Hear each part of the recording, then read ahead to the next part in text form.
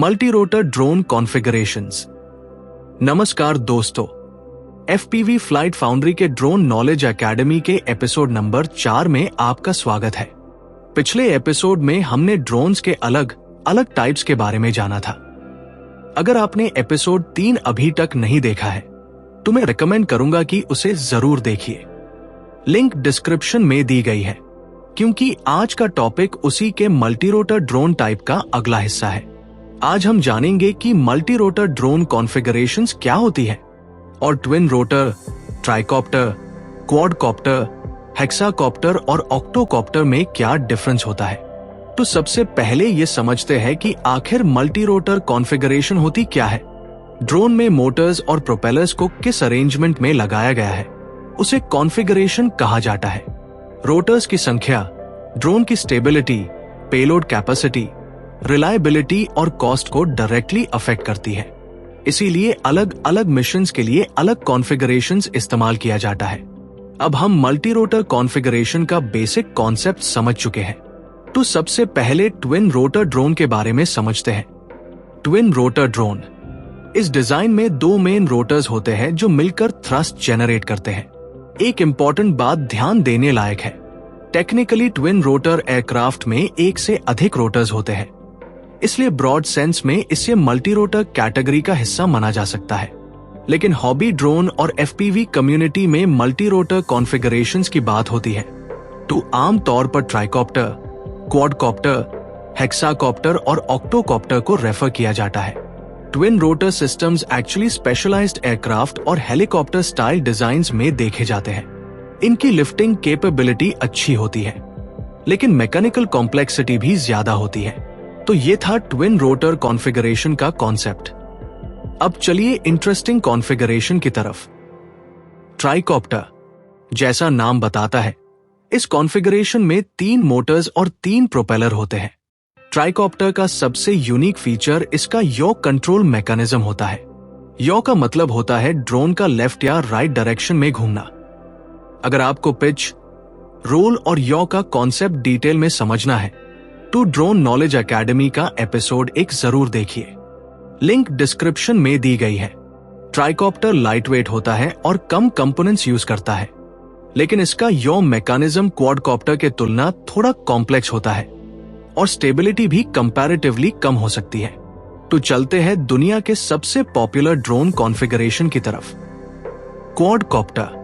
Quadcopter में 4 Motors और 4 propellers होते हैं।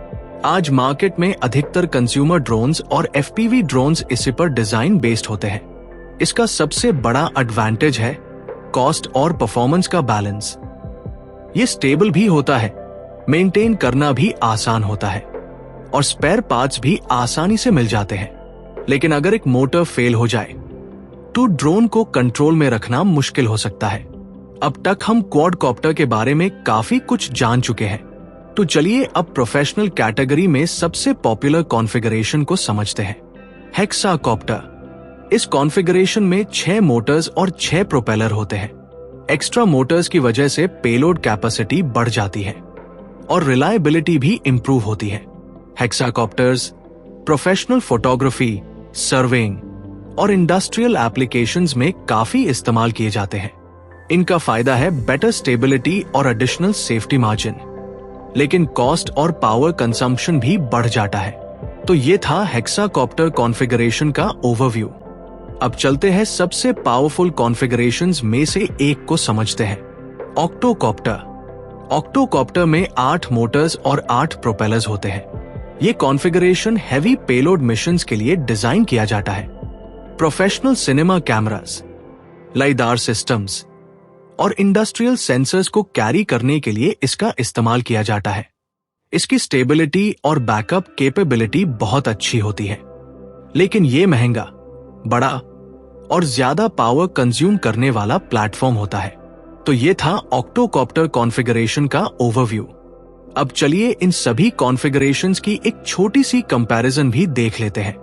ट्विन रोटर लिफ्टिंग कैपेबिलिटी के लिए जाना जाता है। ट्राइकॉप्टर लाइटवेट डिजाइन प्रोवाइड करता है। क्वाडकॉप्टर कॉस्ट और परफॉर्मेंस का बेस्ट बैलेंस देता है। हेक्साकॉप्टर रिलायबिलिटी और पेलोड कैपेसिटी को इंप्रूव करता है और ऑक्टोकॉप्टर हैवी प्रोफेशनल मिशंस के लिए सूटेबल होता है। तो एक सवाल नेचुरली दिमाग में आता है, कौन सा कॉन्फ़िगरेशन सबसे बेस्ट है? इसका जवाब डिपेंड करता है आप कहां पे इस्तेमाल करेंगे इस पर। अगर आप बिगिनर हैं तो क्वाडकॉप्टर बेस्ट रहेगा। अगर आप स्मॉल लेवल फोटोग्राफी और एफपीवी फ्लाइंग करना चाहते हैं तो भी क्वाडकॉप्टर सबसे पॉपुलर चॉइस है। प्रोफेशनल एरियल फोटोग्राफी के लिए हेक्साकॉप्टर एक अच्छा ऑप्शन हो सकता है और हैवी लिफ्टिंग ऑपरेशंस के लिए ऑक्टोकॉप्टर सबसे सूटेबल रहता है। अब तक हम कॉन्फ़िगरेशन के टाइप्स और उनके यूज केसेस को समझ चुके हैं, तो चलिए एक बार आज के एपिसोड की टेकअवेज पे भी नजर डाल लेते हैं। आज हमने जाना कि रोटर कॉन्फ़िगरेशन ड्रोन की परफॉर्मेंस को डायरेक्टली अफेक्ट करती है। ज्यादा रोटर्स जनरली ज्यादा स्टेबिलिटी और पेलोड कैपेसिटी प्रोवाइड करते हैं। क्वाडकॉप्टर सबसे कॉमन कॉन्फ़िगरेशन है, बल्कि हेक्साकॉप्टर और ऑक्टोकॉप्टर प्रोफेशनल एप्लीकेशंस में ज्यादा देखे जाते हैं। अब एपिसोड के इंपॉर्टेंट कंक्लूजन पे बात करते हैं। ड्रोन इंडस्ट्री में कोई भी कॉन्फ़िगरेशन परफेक्ट नहीं होता। हर कॉन्फ़िगरेशन को एक स्पेसिफिक पर्पस के लिए डिजाइन किया जाता है। इसीलिए ड्रोन सिलेक्ट करते वक्त हमेशा अपनी रिक्वायरमेंट और मिशन प्रोफाइल को ध्यान में रखना चाहिए। वक्त है आने वाले अगले एपिसोड 5 में हम क्या सीखेंगे। अगले एपिसोड में हम ड्रोन के सबसे इंपॉर्टेंट कंपोनेंट्स को डिटेल में समझेंगे। फ्लाइट कंट्रोलर क्या होता है, ESC कैसे काम करता है, मोटर्स और प्रोपेलर्स ड्रोन को कैसे उड़ाते हैं, और बैटरी और रिसीवर का क्या रोल होता है। इसलिए अगला एपिसोड मिस ना कीजिए। अगर आपको ये वीडियो पसंद आई हो तो वीडियो को लाइक कीजिए, शेयर कीजिए और FPV फ्लाइट फाउंड्री को सब्सक्राइब करना ना भूलिए। आपको सबसे इंटरेस्टिंग कॉन्फ़िगरेशन कौन सी लगी, कमेंट्स में जरूर बताइए। मैं मिलूंगा आपसे अगले एपिसोड में। तब तक के लिए हैप्पी फ्लाइंग और सेफ फ्लाइंग।